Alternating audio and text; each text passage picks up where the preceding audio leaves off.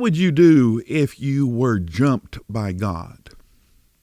I'm Mike Glenn, and this is our YouTube channel. And if you like what we're doing, hit like, hit subscribe. We would love for you to do that. One of our favorite Bible characters, a man named Jacob, was jumped by God. He was on the riverbank waiting to go see his brother Esau. This was a big moment because, remember, he had ripped off Esau, stolen his birthright. He didn't know how Esau was going to respond. And he was anticipating this big meeting when God jumped him. And they wrestled all night long. In the middle of that, God says, "Let me go." Jacob says, "Not till you bless me. I'm going to hang on until you bless me." God then touches the hollow of Jacob's hip, throwing his hip out of socket. It is a embarrassing, humiliating move because Jacob realizes that God could have done this any time God wanted to, thrown him completely out of the fight. But out of that, Jacob gets blessed. He's called Israel, and he receives the promises of Abraham. Jesus tells another story about a woman who couldn't find justice. And so she kept badgering the judge to hear her case. And finally, the judge gives in. His response is kind of funny. He says, "This woman has given me a black eye in front of all my friends. I will listen to her case. I will rule."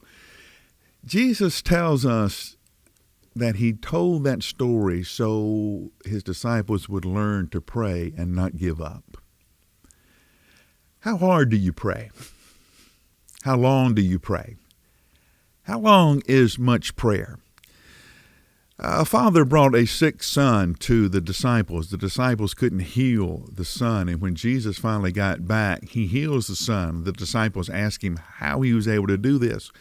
And Jesus says, some things can only be handled with much prayer. It's that word much that bothers me. I don't know that I've ever been in a time in my life where Jesus would say to me, "You know, Mike, you have prayed a lot about this." That was a lot of prayer. That was much prayer.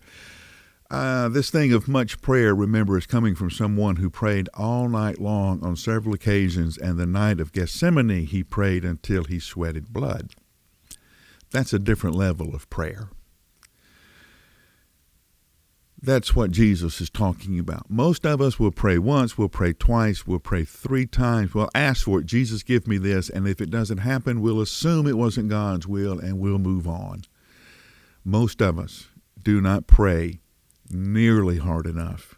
We're not tough enough. One, understand this is a spiritual battle, that you're engaging a combat that can't be fought with weapons that we fashion, like swords or guns or anything. It has to be fought in the spiritual realm. And the way you fight that is you fight it with prayer.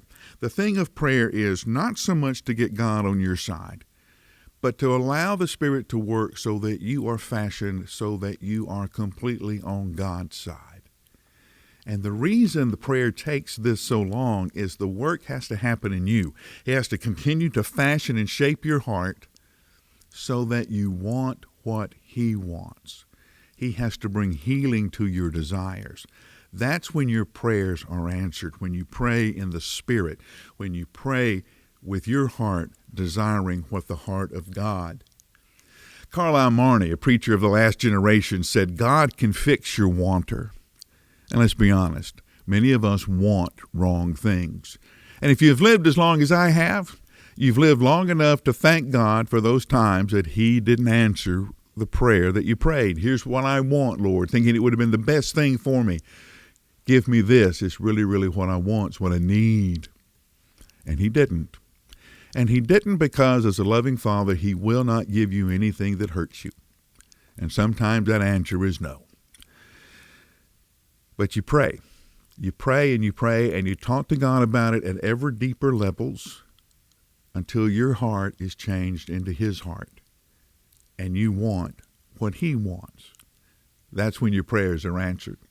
Not that God gives you everything that you want, but that God gives you everything that he wants. So pray. Pray long enough so your desires become the very desires of God. I'm Mike Glenn. This is our YouTube channel. Hit subscribe somewhere down here or like. We'd love for you to do that, and I'll see you next time.